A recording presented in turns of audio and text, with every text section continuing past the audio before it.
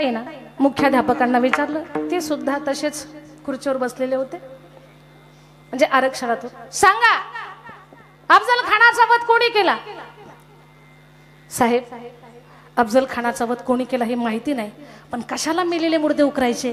ज्यानं केला असेल त्याला केला असेल, आपण आपलं पाहू, शांत राहा.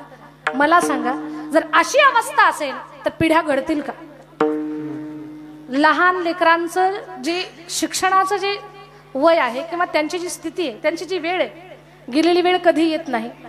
आणि अशा चुकीच्या पद्धतीनं जर पदावर माणसं केवळ आरक्षणावर भरत गेली तर पिढ्यानं पिढ्या बर्बाद होतील. या गोष्टीचा कुठेतरी सरकारनं विचार करावा आणि हुशाराला न्याय द्यावा, बुद्धिमानाला न्याय द्यावा, कष्ट करणाऱ्याला न्याय द्यावा, अभ्यास करून मेरिटमध्ये येणाऱ्याला नक्कीच न्याय द्यावा, ही विनंती आहे. याच्यात आमचं तुमचं आमचं सोडा, पण देशाचं भान ठेवा.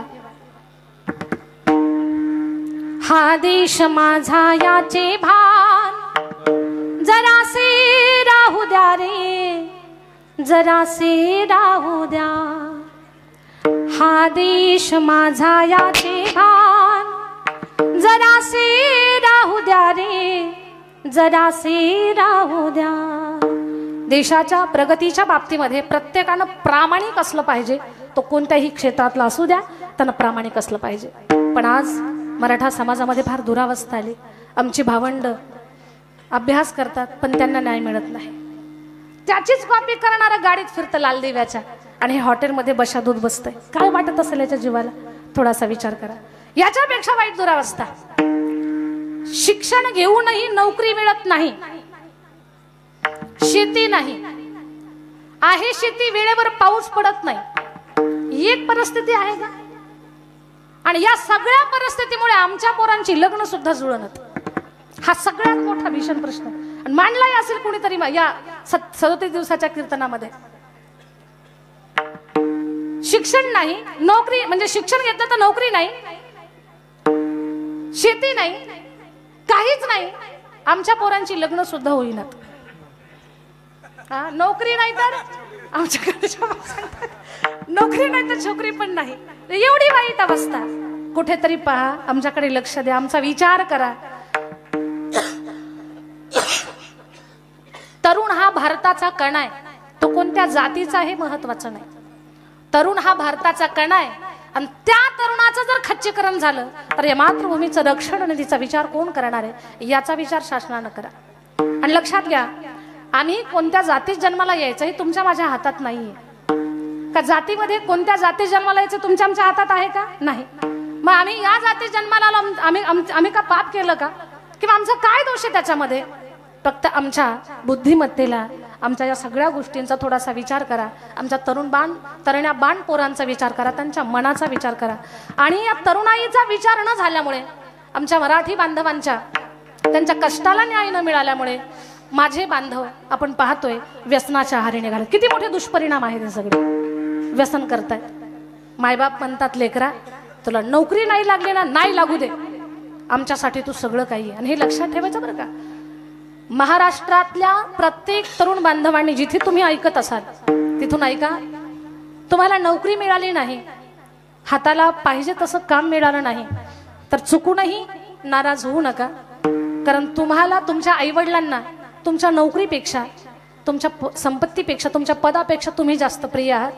कुठे नोकरी लागत नाही म्हणून आत्महत्या करण्याच्या प्रयत्नात कधी जायचं नाही. आपण त्या वाटेवरच कधी जायचं नाही, कारण तुमच्यापेक्षा त्यांना महत्वाचं दुसरं काहीच नाही.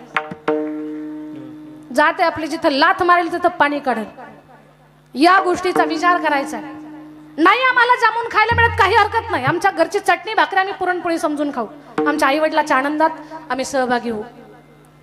म्हणून आपल्या आईवडिलाला आपल्यापेक्षा प्रिय दुसरं कोणी नाही. म्हणून नोकरी लागत नाही म्हणून आत्महत्येच्या प्रयत्नात कधी आपण जायचं नाही. पण माझे तरुण बांधव, याचाही अभ्यास करायचा समाजानं.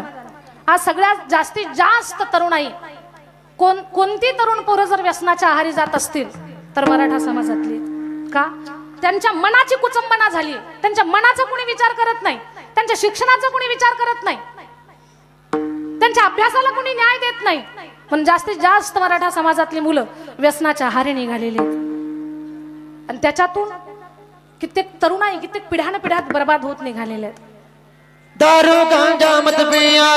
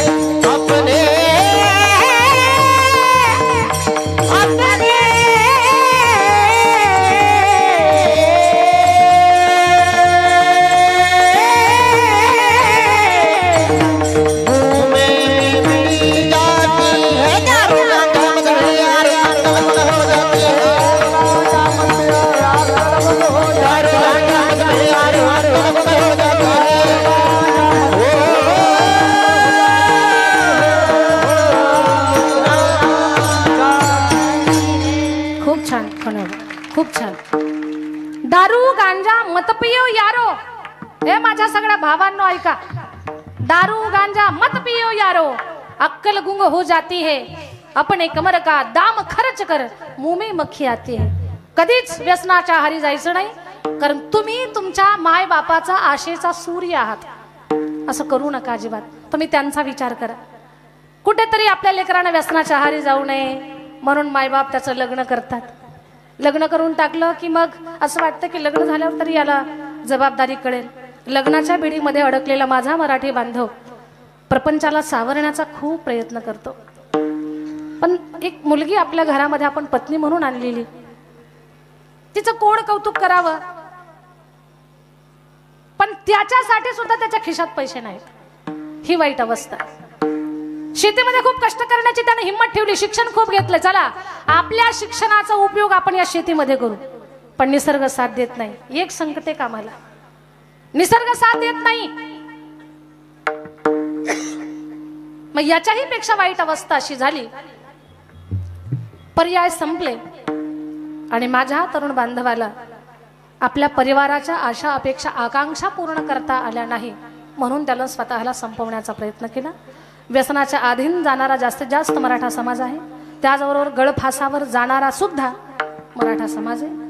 कधीतरी अभ्यास करा, फासावर जे आत्महत्या करतात ना, गळ्याला फास लावून घेतात, त्यांच्या यादीमध्ये कोणत्या समाजाची संख्या जास्त आहे त्याचा पण अभ्यास आपण सर्वांनी करा.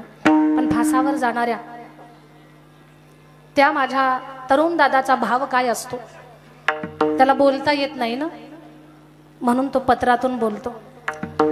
बोलता येत नव्हता, स्वतःचं दुःख मांडता येत नव्हतं, म्हणून माझे आदरणीय मनोज दादा जरांगे हे पुढे आले आणि सगळ्यांच्या मनातलं दुःख त्यांनी मांडलंय आपल्या सगळ्यांच्या समोर, या शासनाच्या समोर, सरकारच्या समोर, समाजाच्या समोर मनातलं दुःख मांडलंय.